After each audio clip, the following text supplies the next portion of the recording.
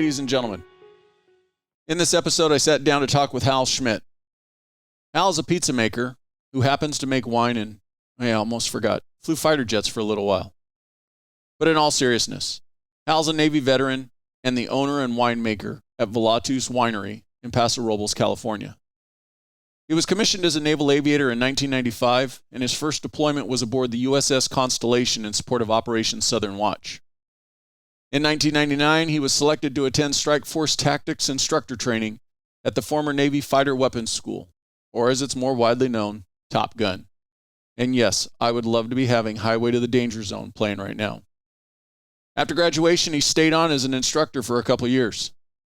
His next deployment was in support of Operation Iraqi Freedom as the department head of the VFA-14 Tophatters, the Navy's oldest active fighter squadron.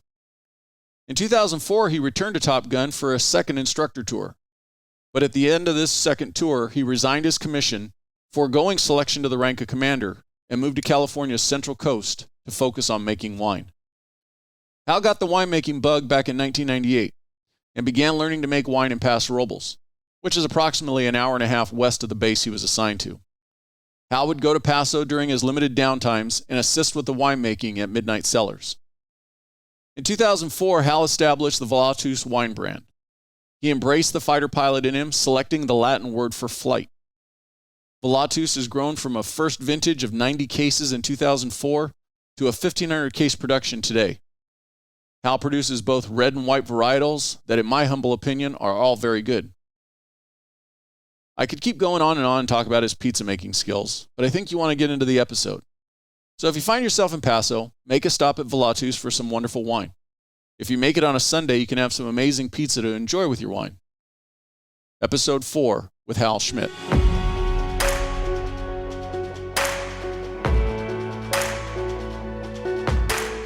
This is the Transition Drill Podcast. I'm your host, Paul Pantani, and I've been a police officer for 30 years. I'll be having interesting conversations with guests who are former first responders, military, or both, and who will explain their experiences with their transition. I cannot say this enough. Prepare today for your transition tomorrow. Regardless of the why, you're closing in on your retirement, you just want to do something different, or other circumstances have or are forcing your transition. I believe this podcast will be beneficial to you. Thank you for taking the time to listen. Let's get into this. Most importantly, you're a pizza man. Yes. How'd you get into making pizzas? Yeah, we've just always liked it. And my favorite pizza, I was going to a couple places that had just these amazing Neapolitan style. And you couldn't create that at home. So I figured, all right, using just a conventional oven or whatever, I couldn't make it happen. So I started looking around at building a pizza oven. And then technology being what it is and the surveillance state being what it is, Victoria and I are having a discussion about building a pizza oven, and no kidding, like Instagram ad pops up 15 seconds later. Don't buy into the conspiracy theory. Yeah, I'm sure it's totally random, but the Gozney Rock box popped up. I'm like, check that out. And then a couple minutes later, the Uni, I forget which model, the Uni pizza oven popped up. I'm like, okay, I guess there's some other options. So I started looking at these things and ultimately bought the Gozney Rock box. And then it was, all right, well, man, how do you make dough? How do you do whatever? And I figured I could get into the custom, Neapolitan style pizza game for $500. I'm in, and a Pizza Heck out of 3,000. So over the last 2.5 years, we've just been, dough recipe after dough recipe, and I think we've got it pretty tight now. And I like it. Definitely have it very tight. The pizza aspect, pizza wine, it goes. It really does. And we had, it's funny, I was talking, doing a bit of consulting still out at Lemoore at the base. I was talking to a Marine pilot out there, and he was talking to me about this place he would always go, and they'd go and buy a bottle of wine, they'd give you a pizza, a small salad with it, and it was just, and anytime they did that, the place was packed. And so as we were getting established at the new tasting room out at Shangala's place, I told Victoria, I'm like, hey, what do you think about buy a bottle of wine, get a free pizza? It's like, let's try it. And we were going from getting, 2 or 3 people on a Sunday to now it was 20, 30 people on a Sunday. And the more it sold wine, the more I had to get into pizza, because now it better be consistent, repeatable, because you're giving it to somebody. Exactly. So, but yeah, I love it. Well, if you're only 2 years into it, you definitely have nailed it. We are, I think as many guys like us are somewhat obsessive compulsive. So it's like, guess what, kids? We're having pizza every night this week. Because Daddy's got to taste it and make sure everything's tasting good and getting it all dialed in. Yeah, exactly. So the process to dial in your dough, was it easy, or does it take action? Obviously, it takes time. Yep. But is it a lengthy process or fairly straightforward? Not really. Most of the time you're doing, you can make a good dough in 2 to 3 hours. And then you're going to ball the dough up and let it rise maybe another hour or two. The longest stuff we've done is 2 to 3 days of cold fermentations in the refrigerator. Some folks will go longer than that, but it's a pretty quick turn if you make an experimental batch of it. And it is very much, it's like baking. So there's a specific format and recipe where you're going to weigh everything out and have this many grams of this many grams of that. And ultimately, there's only 4 ingredients that we use. So every time you write down, okay, here's your 1,000 grams of flour, 62 grams of water, 620 grams of water, 30 grams of salt, and then half gram of yeast or whatever. And here's the process. We mix it together. We knead it for this amount of time. We let it rest at room temperature. We put it into a cooler temperature in the fridge. And then once every step you are annotating, then you see how the results are.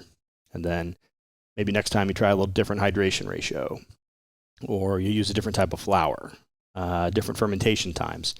And so I think we're kind of where we want to be now with a very specific flour hydration at 65%. We do 12 hours room temperature, and then we go 24 hours in the refrigerator, and it seems to work. Can you let it proof too long? You can, depending upon the temperature, and really a lot of it's the flour type you're using.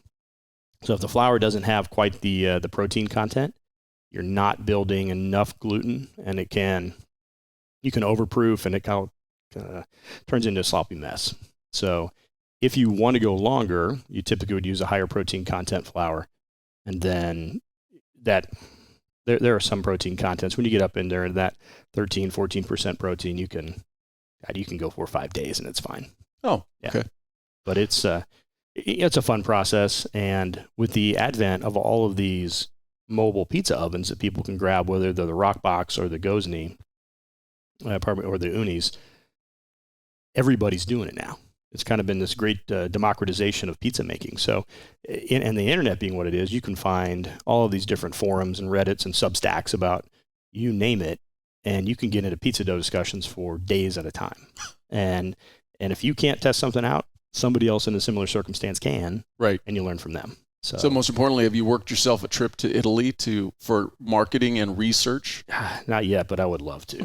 I would love to. I've never been to Naples. Even though that's typically where the Navy would go is down there, but I was always a Pacific guy. I've only had in Italy, I've had Roman style pizza, which is pretty good, and then I've had the stuff up in Tuscany. Oh, okay. Which is very different crust style, but man, is it good too. It really can't go wrong with pizza. Well, getting back to the beginning of all this, so where'd you grow up? Yeah, my dad was Air Force. Okay. And so he was an Air Force officer. I was born in St. Louis, Missouri. Only lived there for about a year, so I was born. My father went to Vietnam. Stayed with my mom until he got back, and then he started his different training tracks. And so we just kind of jumped around the U.S., did one tour overseas, ultimately finished high school in southeastern Virginia, and then went to college in northern Indiana. So now, were you already tracking towards the military even back in high school? I was. That was, except for maybe the beginning of my senior year, I was kind of flirting with doing some other stuff and maybe going into law. But all I could ever remember was being in the military. And that's, growing up around it, being on all the different Air Force and Army bases. My father was stationed at least one Army base while we were growing up. It's just what I wanted to do. And finishing high school, I actually had an appointment to the Air Force Academy. So I was all Air Force doing that. And, as fate would have it, my mom's like, hey, why don't you just apply to Notre Dame? This, as my parents growing up in St. Louis, Missouri, Notre Dame was the ultimate school for everybody. So she's like, hey, why don't you apply there? And I'm like, all right, everybody, you should do what your mom asked you. So of course. I do that. And then I got in. Then I had to kind of figure out a way to pay for it. So I'm like, maybe I'll call the Air Force. And they determined they'd give me a scholarship. but I had to be an electrical engineer. And strangely enough, I'd just seen this naval aviation movie that came out a couple of years before that. And I'm like, hey, the Navy's got airplanes. It's not that documentary, right? Yeah, and I really can't even say the name of it. But now, obviously, I'd seen Top Gun a couple of years before that and said, well, I want to be a pilot. That's the documentary I was referring to. Yeah, that's definitely the one. Very, very accurate with how it depicts naval aviation and the Top Gun experience itself. But so I called the Navy. I said, hey, any chance of a scholarship? Send them all my stuff. And they're like, sure. So well, to be a pilot, what major would I need to be? Do I have to be an engineer, hard science? And they're like, now you can do whatever you want. As long as you have an aptitude to fly, it doesn't matter. So ultimately decided to go the Navy route. So Navy paid for my school at Notre Dame and went right into flight school. And it was, to some degree, kind of like it was meant to be. That's all I'd really ever wanted to do, and was fortunate to be able to go do it. Had you had any flying experience prior to going into the military? I didn't. I think my dad, when we were stationed in Northern California, he was at Beale Air Force Base up near Yuba City. I went out with one of his friends when I was 5 years old in a Cessna 152, and that was it. That's all I'd ever done in an airplane, and just thought, this looks to be the ultimate thing. I hope I like it. I hope I'm good at it. I hope I don't get airsick, and just press straight ahead into it. Now, going through the program, was fighter jets a track that you selected, or is it something when you come out of flight school, they put you where they want you? It's a little bit of both. So when you look across naval aviation in particular, there are kind of three main areas where you could end up. So most folks, naval aviation helicopters, you could fly a rotary wing. You could move into fixed wing. And back at the time, that was probably the P-3 Orion was there. They've now into a couple other airplanes, but they're more patrol aircraft. And then the smallest subset were the jets that would be carrier based. And so, in the way it still is this way for the Navy, you would go through and finish your primary flight training. And when you finish primary, based on your grades, what you want, and the all-important needs of the Navy, you selected one of those three pipelines, and then you split up from everybody else. Was your first choice jets? Absolutely. That was all I really ever wanted to do. Certainly would have gone and flown anything else if that's what the Navy needed. But fortunately, the grades were pretty good. The week that I selected out of primary, they had jet spots. And so I went to intermediate jet training straight out of primary, and intermediate jet in Mississippi, advanced jet in Kingsville, Texas, and then went from there. And total years service? Just under 15. Did you retire or just? I did not. I resigned my commission just under that 15-year point. What was it? Yeah, 4 years shy of that, just based on some of the choices that I had made for different tours. Most notably after what we would call a Naval Aviation Department Head tour, which would be equivalent to Lieutenant Commander or a Major tour. I went back to Top Gun for a second time, and that was not, at the time, not the right career choice. And once I was made aware of that, it was the next 5 years or so in the Navy would have been relatively painful. So fortunately, I'd been dabbling in wine and said, you know what, I'm relatively young. I think I can make this happen. Let's step out of the Navy and see what happens. So how long did it take you to get to Top Gun the first time? See, I went through Top Gun, started in March of 2000. And so from the time I commissioned, it was just under 8 years. And so when I went into flight school, there was a little bit of a delay. Things were backed up a little bit. So I waited about a year and was very fortunate to work with some incredible guys over that year in a fighter squadron in Virginia that they trained me. They kind of beat me up a little bit in the airplane, but really taught me how to fly. And so when we used that time wisely. And then after that, about 7 years until I went through Top Gun the first time. And how long, when you say you went into Top Gun, that's just going through the training, and then when you come out, you're a Top Gun certified pilot? It is. So going through the Top Gun class, you would be, what it switched to, it used to be called a power projection, where you would go through the Top Gun class, and then you go back to your squadron, and you would train them. In the late 90s, they switched that to something that was called the Strike Fighter Tactics Instructor, or SFTI. And the concept behind that SFTI is you would go through the Top Gun class, And then you would either remain on the TOPGUN staff as an instructor, or you would go to one of the weapons schools located at the fleet bases. And at those locations, either TOPGUN or the weapons school, you would learn to become a professional instructor. And as a professional instructor, then you would interface with the fleet pilots. And after 2 to 3 years there, you go back as what's called a training officer, and you would be responsible for most of the training of the guys that are deploying. So ultimately, the purpose of the training, obviously, is to make you a better pilot, but to take that knowledge and impart it on other pilots and other squadrons. Yeah, absolutely. That's, it's great if you can put, when we're going through a TOPGUN, there's usually about 8 guys at a time, and maybe 4 classes a year. So you're looking at 32 pilots and air crew, because you've got some of the weapon systems operators in the 2-seat F-18s, both Hornet and Super Hornet. So you're looking maybe 32, maybe tops of 40 guys going through a year.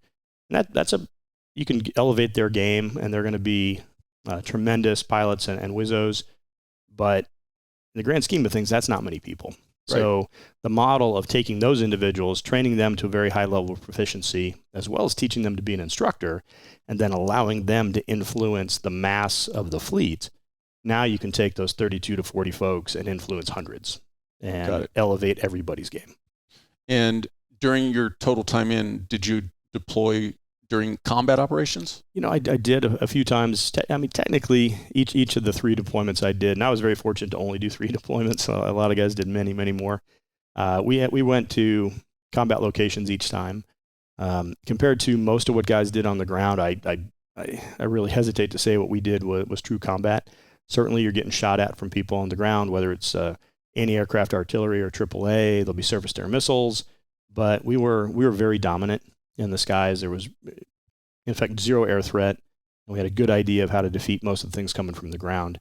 So we do 3 tours. The busiest of the bunch was in 2003 during Iraqi freedom, and a lot of close air support, a lot of things supporting guys on the ground, a few direct action missions, but all in all, I don't know the numbers, probably 200 combat missions or so. But once again, that's compared to what guys do on the ground. Right. It's just not the same. Is the threat today air to air, or is it more ground to air?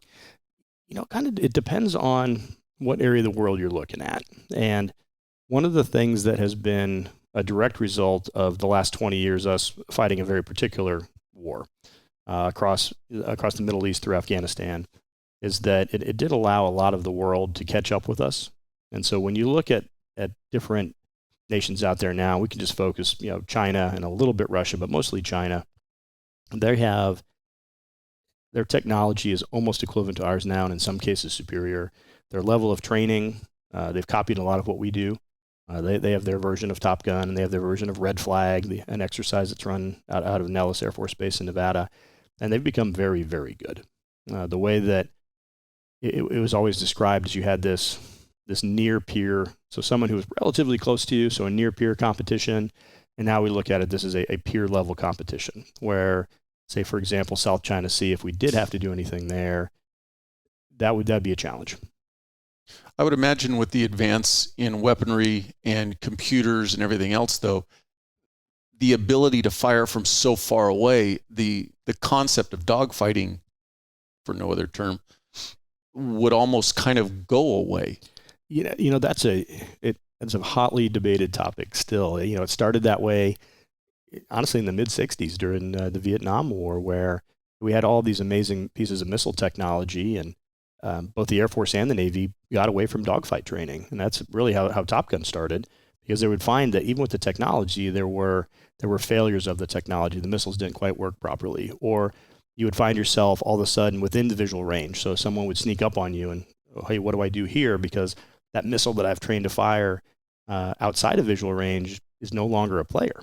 And so there really was, starting in the late 60s, a focus again on that dogfighting skill set.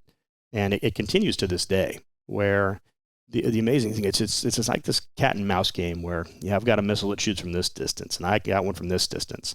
But you also have countermeasures that will defeat those missiles. You have jammers, very advanced electronic attack jammers that may take your amazing radar, in effect, turn it into a brick. So the longer the flight time of the projectile, the more time you have to negate its ability. Right. You might be able to defeat it, kinematically. I could maneuver the aircraft so that it runs out of, kinetic energy to get to me. Or there are different means where maybe it's a flare against an infrared type missile, or using some type of jammer or other countermeasure to defeat it. So as all these cat and mouse games go on, the fights tend to get closer together. So even with all this technology designed to engage at range, you do still find yourself within the visual arena, and it necessitates that dogfighting skill set. Now, you mentioned going back to Top Gun for a second time. Was that as an instructor or again in a student capacity? It was as an instructor. And so I was fortunate the first time I went that going through the class, they had asked me even ahead of the class to stay on as an instructor. So I finished Top Gun class, did a 2.5-year instructor tour, back to the fleet for a 2-year combat tour as a department head. And then when I went back to Top Gun again, it was as an instructor pilot. So did you finish out your career at the... I did. So as an instructor? I did. So I left at the 14-plus year point as a 2-time Top Gun instructor and stepped out of the Navy there. So going that last 5 years to go to retirement age, what would have been the drawback to it? The drawback was most of it, most likely for me, would not have been flying. There would have been staff tours as well as ship-based tours that, to me, just I really wasn't interested in them. So more of an admin capacity? To some degree, admin capacity, much more of a support role, which is, of course, incredibly important. But just not for me, I was a war fighter, and to some degree, maybe that's selfish, but I wanted to fly airplanes, be the best war fighter, best leader I could be, and if wasn't be given that opportunity, I'll try and use that skill set someplace else. Any plans at that time, or were you looking forward to continue the flying aspect, but from the civilian side? I didn't really know at that point because the pilot skill set is always in demand.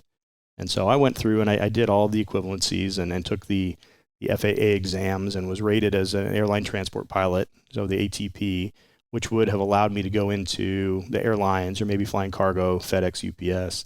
So I had that set up kind of on the side, but it really, I just never, it didn't interest me that much, but it was a tremendous backup plan if whatever else I chose to do didn't work. So it's kind of a fallback option. Definitely. Are you doing anything related to flying today? I do. So I stayed away from the military game for quite a while, but I think as a lot of folks say, once you get a certain stink on you, it's hard to, people can always smell you and sniff you out. And there was a requirement over in Lemoore. So the base that I had flown from in Central California, about an hour and a half from where we're sitting right now, they needed instructors, especially as they started up the F-35 program. And so I went back in and I teach the F-35 as a contract instructor pilot now, all simulator based, and then also work with another company, Tactical Air Support, doing some F-18 weapons and tactics support.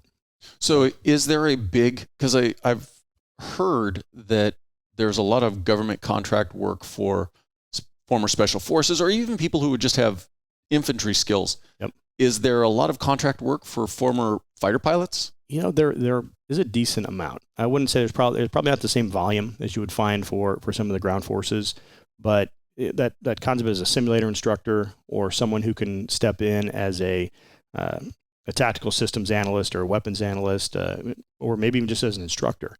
There's a need for that. Honestly, a couple companies that are doing that I'm aware of, they need people. They really can't find enough qualified aviators to step in and fulfill those roles. And the contracting world, at least on the aviation side, is playing a fairly critical role as the military went through a couple different, adjustments and maybe right sizing and whatever else.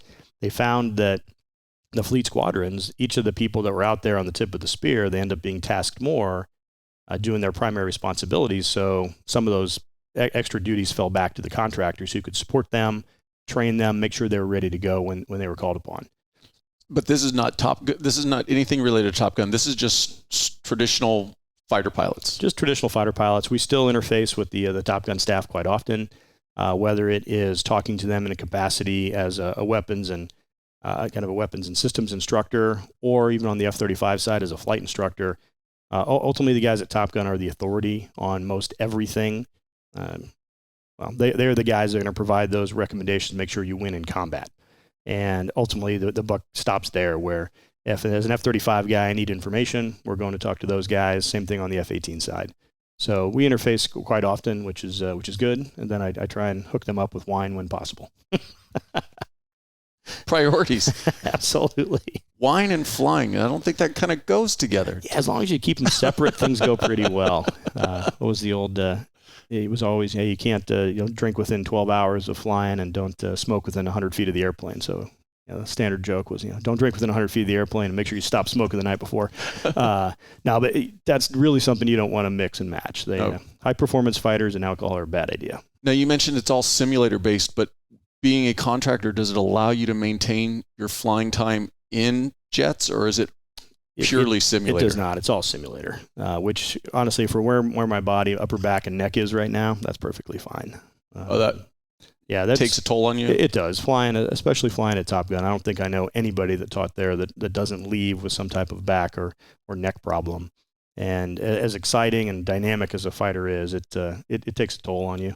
So right now, I'm pretty happy being in the sim. There are days that, and guys that I know will hear this and certainly make fun of me, and I encourage them to. But boy, you get out of that sim after an hour and a half, and you got your back and neck, and I can't even imagine stepping into a high G platform anymore. It's still got to probably throw you around a little bit. Maybe not to the full extent of actually being in flight, but I would imagine it's still got to rattle you a little bit. It does. The F-35 simulator, it is very advanced, but it doesn't move. Although with certain, when you get into the mission and certain lighting conditions in the dome and the projectors, you would swear you're moving, but it is just a fighter seat and a fighter cockpit is not really designed for comfort. So whether you're moving around under high G or just sitting there for a while, either in a simulator, maybe sitting in alert on a flight deck, it's not very comfortable. Although the cushioning that we would put in other types of seats, you can't have in an ejection seat because they'd become compressible and could lead to a fracture of a leg bone or maybe your spine during an ejection. One of the things that law enforcement has gone to are the driving simulators for not the initial in-service, but the reoccurring or post-service training. Mm-hmm. And one of the things they've experienced, though, a lot of people get the whole motion sickness thing because you're looking at multiple monitors. Same thing happened in a flight simulator? It does every now and again, especially as folks are starting, where it is just it's so new and overwhelming. It can be easy to get a bit overwhelmed and just get a bit of vertigo as you're stepping into it. But it is something that they'll usually can work through and work past? It is. Most of the time when someone's coming to us for simulator training, they've already been through all of flight school through advanced jet training. So if there were any issues they had with spatial orientation or disorientation, the Navy is usually beating it out of them by that point. And it is a very aggressive treatment protocol from what I understand. But most folks overcome it. So going to the most important thing now, what you're doing today and the whole wine. How did you come to wine? I was very lucky just to kind of fall into it. And it does relate to flying because we were, in Lemoore, just south of Fresno. In the late 90s, there's not a huge amount to do there. And flying and all of the life around the squadron and the deployments, they're fairly stressful. So everybody starts taking trips here and there, and you go to the big city once or twice to LA or San Fran and hike every trail in the Sierra Nevada. And ultimately you head west and you find Paso, and they've got all these great wineries, and everybody there is usually having fun. And the wine, heck, it's an intoxicant. It's a great place to be. So we started coming over after my first deployment, and just initially really didn't even like wine. So I would drive people around, and ultimately it was meeting a gentleman named Rich Hartenberger at Midnight Cellars. And we got to talking one day, both of our families from the Midwest, all from St. Louis. And ultimately he popped this incredible bottle of wine. And I offered that if I could help him make a bottle of wine like that, give me a call, because I would love to help him create that amazing wine. It was a 95 Cabernet Franc, and it was just, it blew me away. It was the first, I think, good wine that I had ever had. And I've heard that often for people, if they initially go into and try to start enjoying wine, I don't like it, they'll just move away because they think it all tastes the same or everything's going to have the same experience. Yep. For you, do you really kind of create, or is that bottle of wine your pivot point? Or were you getting into enjoying wine at that point? That was the pivot point. That was the, snap into awareness that, hey, wine can be something that is really enjoyable. It was always just that special occasion thing you had with your parents growing up, and my folks now are very much into wine, but back in the day it was always the Lancers Rosé from Portugal in a little ceramic bottle, and it certainly has its place in the world of wine. But it wasn't that special to me. But I'll tell you that bottle of Cab Franc, man, that opened my eyes, and that's really what started my whole journey into the world of wine. So did you start making wine before you actually got out of the military? I did. So after that meeting with Rich, and we had that bottle of Cab Franc, he called about maybe 2 months later. And it just so happened we were in, everything's a rotational cycle in the military. So you deploy, you come back, you rest a little bit, you get worked up, and then you go deploy again. So we were in a great spot that I was able to call my OPSO and commanding officer and say, hey, I've got an opportunity to go over to Paso to make wine. Would that be okay? And my CO just say, as long as you bring wine back, take some time and go for it. And interestingly, that CO still comes up to Paso about once every 4 or 5 weeks. And we try wine together these days. He lives down Manhattan Beach as a FedEx pilot. But that's what started it. So 1998, I was in the middle of my first fleet tour, to about a year and a half before going to Top Gun for the first time, and helped Midnight Cellars make wine. So that was what year? That was 98. So you've been doing it, have had your hands in it now 20 plus years? Just over 20 years. Yeah, and it's, every year that I wasn't on deployment, I missed 99, I missed 2003, being overseas. But other than that, I was always here for harvest and would try to come out to the wine country as much as I could. On one of my deployments, I bought all the winemaking textbooks from UC Davis and read those, just trying to be as educated as I could be and maybe be more helpful when I got back to help make some wine. So when did you start thinking about making the transition into, okay, this is something that maybe I want to take further than a hobby? It really initially wasn't even my idea. I was working with Rich at Midnight after, I think it was the 2004 harvest. I've been doing it 5 or 6 years, and he's like, hey, why don't you just make some wine? Like, I don't know if I can do that. It seems a little intimidating. And it's like, just go for it. We'll see what we can find. We can get some extra fruit here or there and just make it and see what you want to do. And so I ended up buying a ton of Malbec, a ton of Syrah, which ultimately that ends up being a lot of wine, about 100 cases worth. I really didn't think that through at the time, thinking, hey, we'd just do it fun kind of hobby to make it myself. Obviously, Rich and everybody around the Anderson Road and West Paso helped me do that. Everybody was completely open kimono and supportive of anything that I wanted to do. And I think a lot of that was, stepping in as the Navy guy certainly helped. Especially as a fighter pilot, people tend to like those stories. And right. But with that said, all the guys that helped me, they would help anybody that wanted to come in and make wine. Any formalized training? Nothing formal at all. Other than reading the books? Just reading the books, and some of that was valuable, some of it wasn't. You get back and say, hey, I read about this. And they're like, well, that's great in this certain circumstance, but here we're in Paso, the Wild West of winemaking. Why don't we try this? And I was open to try just about anything.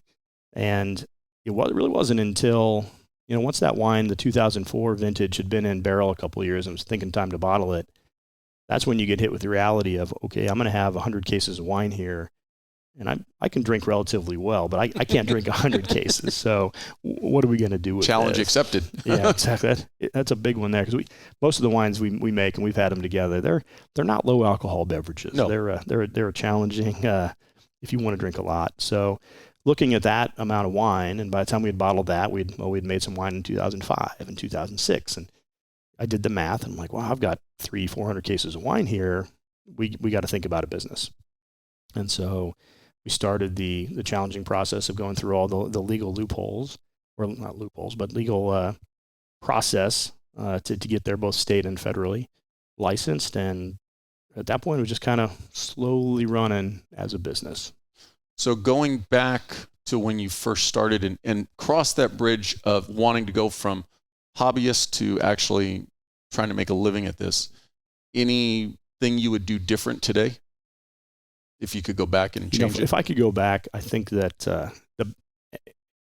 the biggest mistake we made transitioning into the wine industry was that wine is very much a social beverage. And as much as you might have this spectacular wine, and that sells to some degree, and the packaging certainly helps, but when you're working with a place like Paso Robles, where you get to interface with your clients, a lot of it's about the story.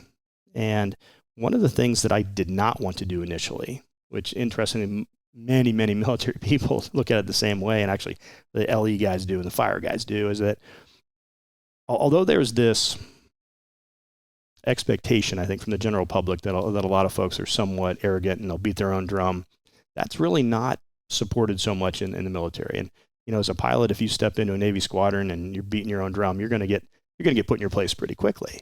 And so coming into civilian business, my initial thought was, I don't want to leverage this story. I don't want to use any of what I am as a pilot to try and influence this brand, which ultimately, as my brand, it's all about that I was going to say, you completely went opposite that. Exactly. So that's why, our brand is called Volatus. And it's flight or flying in Latin, but that's a 2,000-year-old dead language. It's like, honestly, what was I thinking doing that?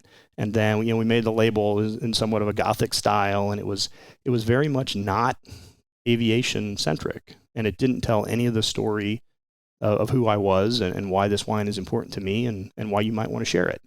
And so we did that for, the better part of 8 or 9 years. And so if I had to change anything stepping into it, it would be recognizing really the strength of the experience and the strength of the story to the brand. And once we made that transition, about the summer of 2014, I remember the conversation. It was actually with my buddy Tobin James. I was up at his house on Vineyard Drive trying to talk about, hey, can you help me find some extra Cabernet or something? And he basically did that, finger in the chest. He's like, what are you doing? It's like, you got this great story. Get it out there. And we did. And it was a game changer. So that, I would change that.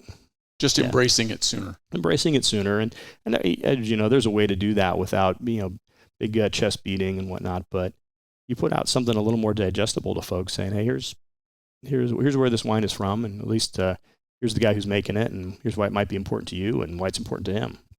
Now, as far as stepping into an environment that can definitely feel secular, is it easy to step in as an outsider? I know you mentioned you kind of leveraged on the front end your military and being a fighter pilot, so obviously that had a little bit of benefit coming in.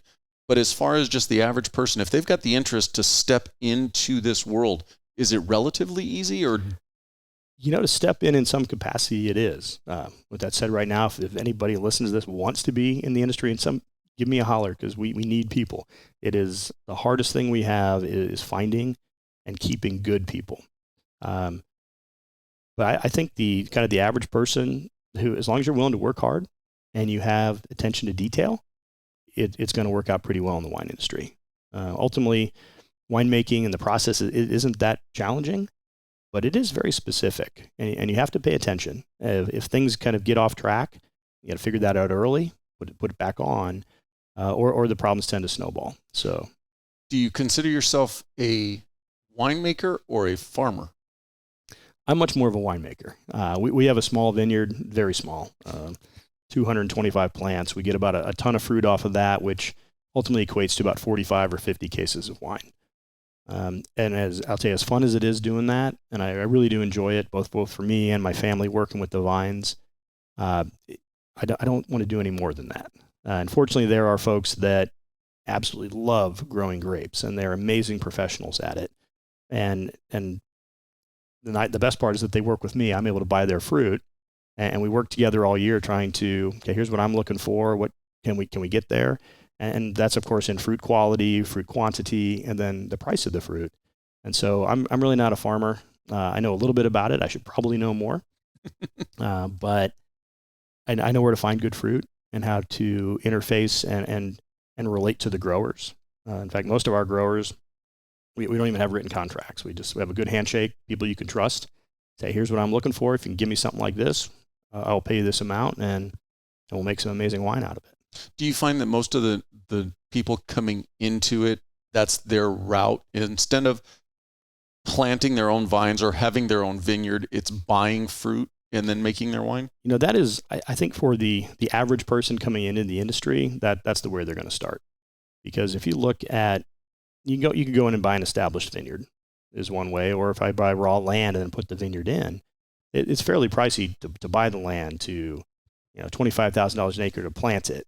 And then with wine grapes, I'm waiting 3, 4, 5 years until I get an appreciable crop. And so I've got all of this sunk capital that I'm getting zero return on for 4 to 5 years. And if you're able to step into the industry with a pile of money, then sure, that's a great way to do it.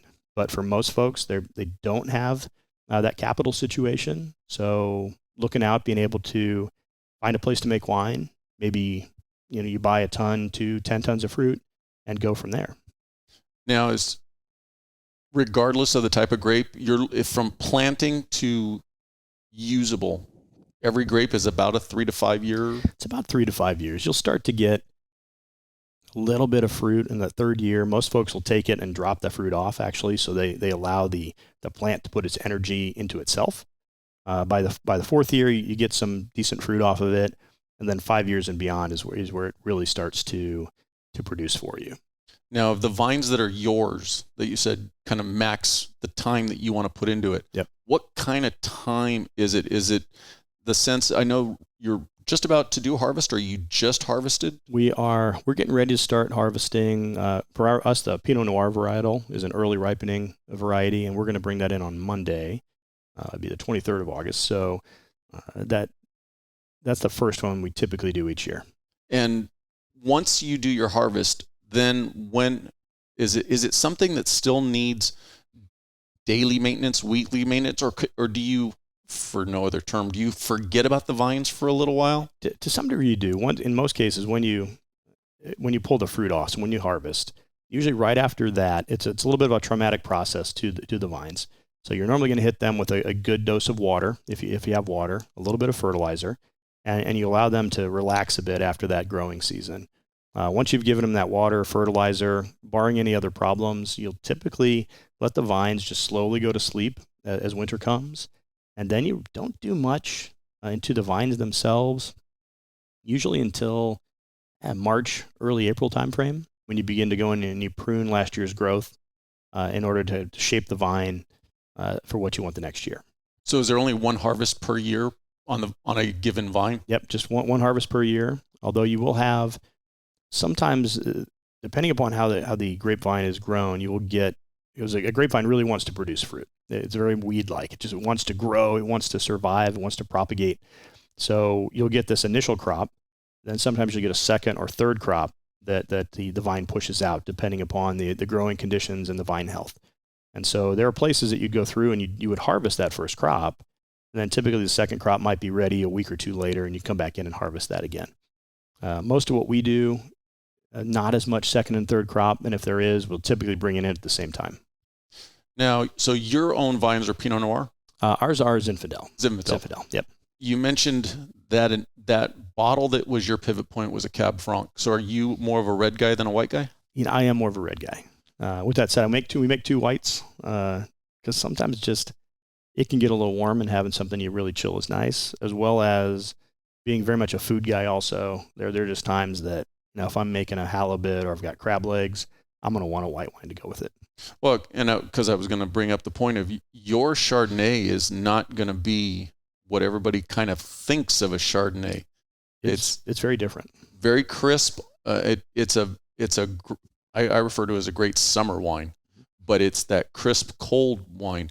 What took you in that direction as opposed to what everybody else kind of thinks of with Chardonnay? Sometimes you really do have to follow what the fruit is capable of giving you. And, Chardonnay used to be all over Paso, and it's a little bit more rare these days just because it's not quite the climate for Chardonnay. And so we did find a relatively cool vineyard. We're able to get our hands on the Chard. And when we made it, it lent itself to being a little fresher and retaining some of that fruit. And we do all of our Chardonnay, we do fermentation in neutral French oak. So it gets a little bit of softness from that wood, but really no flavor. But you do get all of the great Chardonnay grape flavors, your pear, your green apple, your lemon zest. And so it's really kind of fresh and fruity. And once you make that base wine and you finish that initial fermentation, you can, if you want to, turn it into, or attempt to turn it into, the Chardonnay that so many people think of. And that's some of the stuff they're doing up north. Your Kendall Jackson, your Rombauer, delicious wines, but they're big Chardonnays. They are buttery, they're oaky, they're thick and rich. And that's a very, very popular style. I mean, I like those myself, but when we made that initial wine, it didn't seem like it needed those extra steps. And so we tried not to use the secondary fermentation called malolactic, and we tried not to use very much new French oak on it, and attempted to retain that freshness of the grape. So some of it's the fruit and some of it's our decision style. But that's where, being the winemaker, you have that ability to take a particular grape in a different direction or your own direction. Yeah, you really do. I think I'd say something earlier today where we always try to describe the wines that I want three things. I want you to be able to taste the grape. So whatever variety it is, I want you to know that, hey, if you try Chardonnay, it should taste like Chardonnay. The second thing I'd like is it tastes like Paso Robles. And so it's going to be a little different than you might get in the center of France and a little different than what you're going to get in Napa. And then that third piece is I want you to get my interpretation of it. And for me, it's going to be just like a hint of butter, a hint of oak, but this is Chardonnay. Speaking of French or wines grown outside the region, have you traveled related to learning about wines and tried to bring any of what they're doing in Europe here, or does it not work in? It sometimes works. I mean, I've been through parts of regions in France, primarily Burgundy. I've done a decent amount of wine travel in Italy, and those trips were great. And it was fun, especially looking at some of the smaller producers to see what they're working with and how that related to what we were doing as a small family business in Paso Robles. Most of the wine research we do is just buying wines from different places in the world and trying to figure out, okay, well, what's this grape about? And I got to figure most winemakers are doing the same thing I do. So the grape's going to taste like the grape, and it's going to reflect Burgundy as opposed to Paso. And then a small producer versus a very high-end producer are going to put different spins on it. And so we'll take that and try and do things. I think the best example of that for us is I was on a business trip with a wine shop owner from Chicago, and we had a Tempranillo from Rioja, Spain. He's like, it's a delicious wine. It's a modern producer. They're doing some things in California style. And I'll tell you that this wine blew me away. It was so good. And I came over from that trip and immediately started looking for Tempranillo. So I'm like, I want to see if I can make something like that. And we've gotten close, but I think theirs is still a little better. Is it true that a given grape will do better in a different region? So for instance, I've heard Malbecs, you want them out of Argentina. For whatever reason, that portion of the world, that grape thrives better. Is that true, or kind of a... there's definitely truth to it. And that, a lot of the places that those grapes initially were grown kind of historically. So Malbec, a Bordeaux variety. Bordeaux weather is relatively cool. They have a very specific type of soil there. Whereas when you take a look to those grapes going to South America, in Argentina, okay, now we're going to do a lot of these things a little bit higher altitude. So they get a little more UV light into the skins, makes them a little bit darker, a little more fruity. You've got different soils. You've got different winemaking methods. You're not constrained by 500 years of history, and in some cases, 500 years of law, of edict saying you can only do this with that grape. And so many times when a grape goes from its native homeland to wherever, whether it's Argentina or Paso or the foothills of California, you have the freedom to see, okay, well, what can it become? And it might be radically different than what the world of wine thinks Malbec is, but it's probably going to be delicious. And if it is, you keep doing it. If it's not, you're like, okay, maybe there's a reason this is grown there and not here. And you find a lot of that experimentation in South America and across the U.S. Do you find that the ability to experiment when you are in a given region is accepted?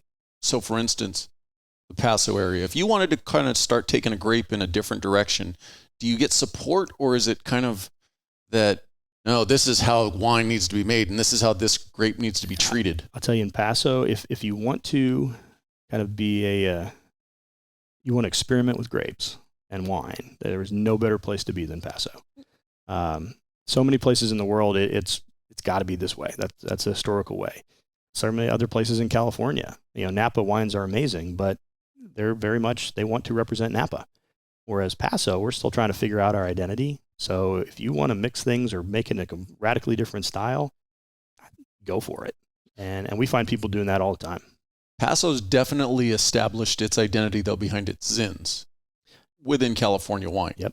I mean, people who enjoy Zins definitely, I would say, from everybody I've encountered, would always defer to a Paso Zin. So in that sense, though the area may be young compared to Napa, it's already created a specific identity. It has. As much as some folks honestly don't like to admit it, Paso was made a lot on Zinfandel. And Paso Zins are amazing. The crazy thing is, as more and more folks came into Paso, you'd find less and less Zinfandel. Because when you kind of put things in the context of wine worldwide, Zinfandel wasn't a very sophisticated grape.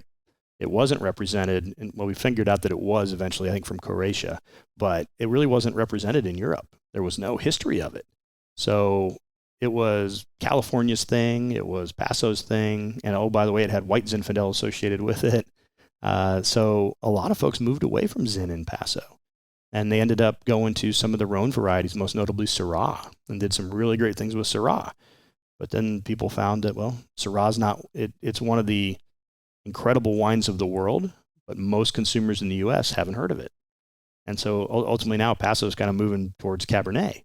And so it's been this interesting thing to watch even over the last 20 years that Zins in Paso are amazing, but there's fewer of them. Syrah in Paso is maybe the Northern Rhone, but other than that, man, ours is the best in the world. And now it's Cab. And our cabs are delicious too. So it's been real interesting kind of watching that transition. But with that said, I get more people coming in now looking for Zinfandel that we started making more. We were only using our vineyard strictly about 45, 50 cases. Last fall, I bought even more, and now we'll start doing about 200 cases of Zin each year. And I see you just did your first bottling of Grenache. We did.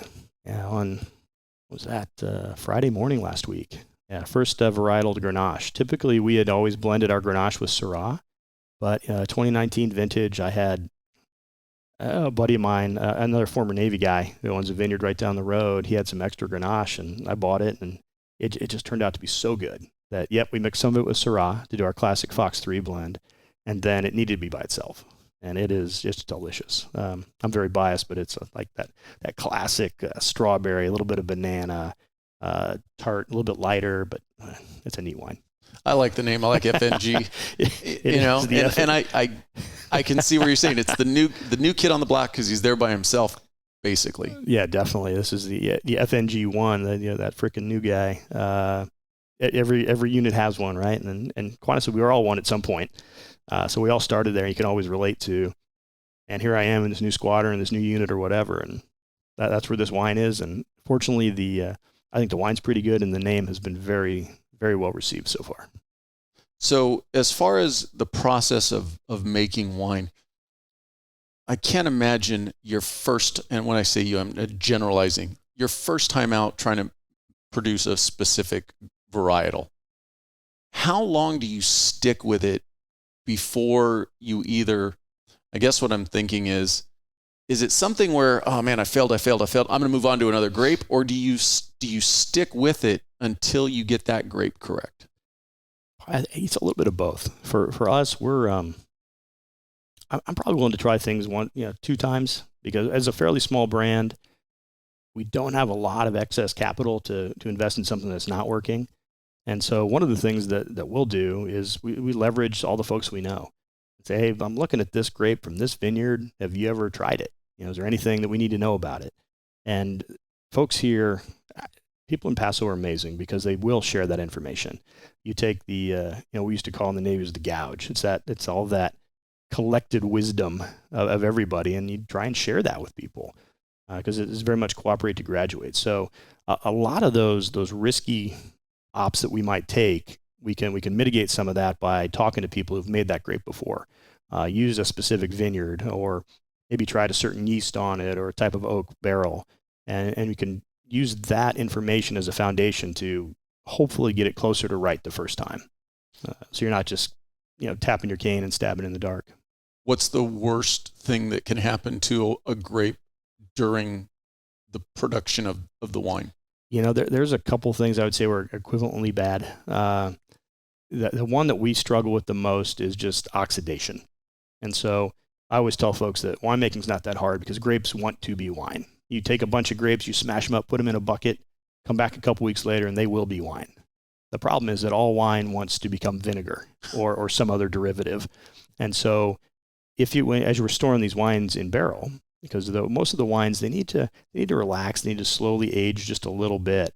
If you're not taking care of those, and you get, the most common issue would be too much oxygen into the barrel, then that wine can begin to oxidize or rust.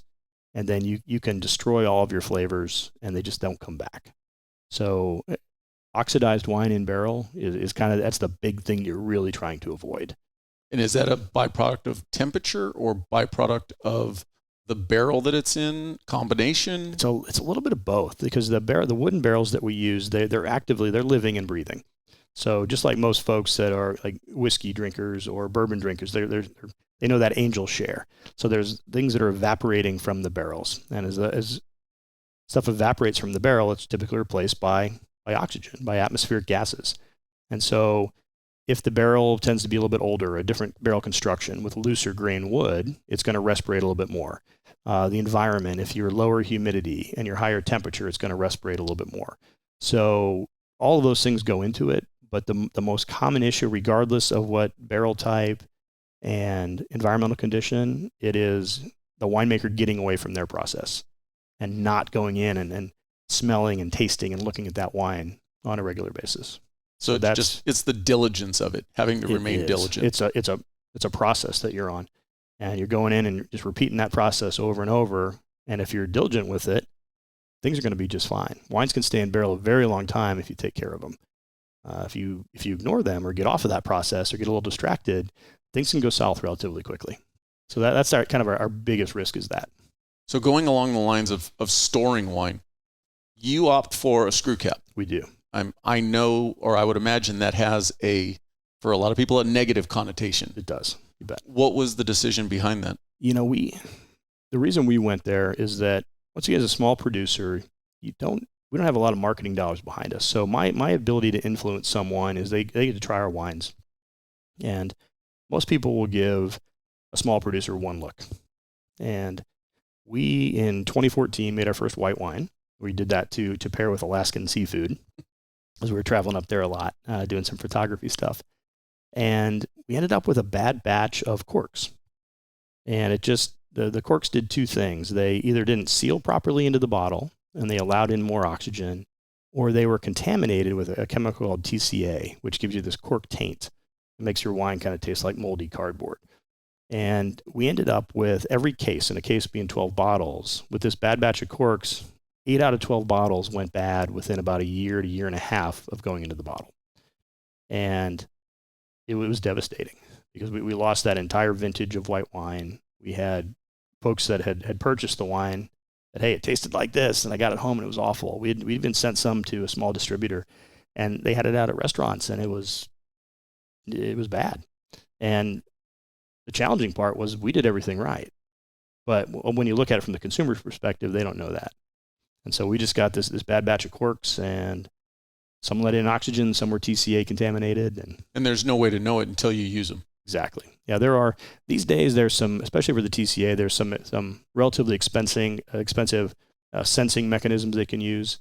And you can buy corks that are guaranteed to be TCA free, but they're fairly expensive. And once again, as a small producer, keeping bottle prices relatively low and spending $3, $4, $5 on a cork, it doesn't work economically. What about the synthetic corks? Synthetic corks we found did pretty well, but those were for wines that in most cases you wanted to not age. If you used a synthetic cork, you really wanted to drink that bottle within about a year. And so ultimately, the cork issues led us down the road to the screw cap, where the technology has just been improving every year. And to me, as a process guy, as a fighter guy, I want to be able to count on my airplane, my weapons, my systems to do the same thing for me every time. And we found that with these screw caps, that They're going to be consistent, repeatable performance. And it was easy. It was very easy to use. There was certainly a stigma that it was for low quality wines, and that was the case. These days, though, they're Germany, Austria, most of New Zealand, Australia, they've all switched over. They just recognize that natural cork, as great as it's been for hundreds of years, there are risks associated with it.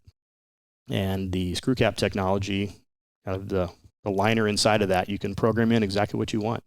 I want this bottle of wine to lay down for 20 years, or do I want to drink within 1 to 2 years? And you switch that liner out, different amounts of oxygen go in and out of the bottle, and it's easy. I always go back to consistent and repeatable. Do you still lay down a bottle of wine for storage, even if it's got a screw cap, or does that matter? You don't have to. It won't matter. Yep. And as far as the aging process, how does a screw cap compared to a synthetic or a cork? It depends on what the liner that you use. So the one that we're using is designed to allow, and it'll go kind of geeky here, but that liner is designed to allow in like 3 picoliters, or 3 billionths of a liter of oxygen per day is going to pass that barrier. And that's roughly equivalent to like the highest quality cork that you can buy. It's about the same as that. The testing that they've done side by side, where they'll take a vintage wine, one with a very high quality cork, the other with high quality screw cap, and they'll go in and open them 2-5 years later. Usually the tasting audience is about split 50-50.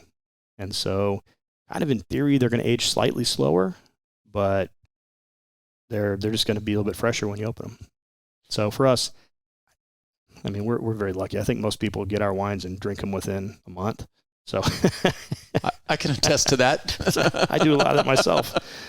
Even things that I buy at other places in Paso, I'm like, I want to revisit this in a year. Yeah, I'll drink it a month or 2 later. I'm just not that patient. Hey, it's there. You're appreciating the art sooner than later. Absolutely. I'm just trying to make room in the cellar to get more.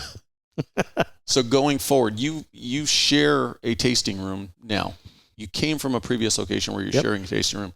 What are your plans going forward? We are sharing just to it helps out with the overhead when you're small. Moving forward, we really would like to be in our own location. I think that will allow us to expand production and focus a little bit more on folks coming just to see us. It's a challenging process though. We are fortunate though to have, as a brand now, 17 years of history with us. We've got almost 17 years of financials to go along with that. So it is. But it's just not making wine and enjoying it. There's actually like a business aspect to it. Shockingly, there's business, which is the hardest part. It's funny. Folks would always ask, my son or daughter wants to go learn to make wine. And I was like, send them to go learn business and then send them to me to teach them how to make wine. I mean, we'll teach you how to make wine relatively quickly, but business, that's a little bit harder. And it really staying organized and keeping those financials on track is important. So we're at a position right now, I think, that we would like to take the brand a little bit larger. We're sitting at 1,500 cases a year, which seems like a lot of wine, but it's really not. So we'd like to see if we can take that up a little bit higher. And it's going to take more of my time. It's going to take a little bit of capital expenditure, and we're going to make it happen. So ultimately, your pie in the sky, what would be case-wise? What would you like to? Where's kind of your cap? And still being able to stay, quote unquote, small. I think we'd like to be somewhere. The jump from where we are now, we've looked at how we could scale this, and we think somewhere between 4,000 and 5,000 cases would be a great spot to be. And then after that, we'd probably have to scale a little differently. But to get there, that's within it's a 5-year program from where we are right now. Probably a 3-year stretch from where we are at this point, get to 3,500. 5 years at about 5,000, and I think that would be sufficient to allow us to do those, to be out there on our own. Yeah. A lot of it direct to consumer, bring you a little bit of third tier marketing out to some different distribution. That's kind of where we need to be. Still allow you to do the pizza Sundays? Well, I hope so. Those are fun. That's to me, the fun of the wine. I mean, I enjoy the winemaking and all the challenges and the excitement with that. But really, it ultimately comes down to getting to spend time with people, trying the wines for the first time or the 10th time, having a bottle, having a glass, doing it over food. And I think that's always got to be a part of it. And it's one of those things that, much like when we were flying, people was like, hey, if flying a fighter becomes a job, it's probably you need to find something different. To me, wine is to some degree the same way, especially when you're running your own brand and putting your heart and soul into it. It should still be, although it's going to be very hard work, you should still really want to do it. And I think for us, at least as my wife and I have looked at it, we could get to that 5,000 case point and still have the opportunity to spend time with people and love the wine. I don't know, maybe we could do that larger, but I don't know, that's the goal right now. Well, I can say that my time that I've spent at, I call it your winery, between the pizzas, between the live music and the wine, and I mean, it's a great day to spend. You know, it is. I think it's a fun experience, and that's ultimately, the wine is important, but it really is what experience you have in there. And you know, I've seen it without tasting wine, different places, that so often when I open that bottle, you know, maybe a month or two later, what I remember more is, man, what was going on there at the time? Who was I there with? As opposed to the exact specifics of, man, this wine had this fruit and this oak and what. Nah, it's that experience, and that's really what we want to give people. And I think that if we're able to get out on our own, we can more shape that experience to what we'd like to show. And I think it's going to be fun. Well, I thank you for your time. Absolutely. I appreciate you coming on, and I look forward to drinking more of your wines. I hope that anybody who's in the Paso area stops in and checks you out, because for somebody who definitely classifies themselves as a neophyte when it truly comes to wine, I have truly enjoyed yours. Well, thank you. It's been fun to do, and we've had some good times tasting it.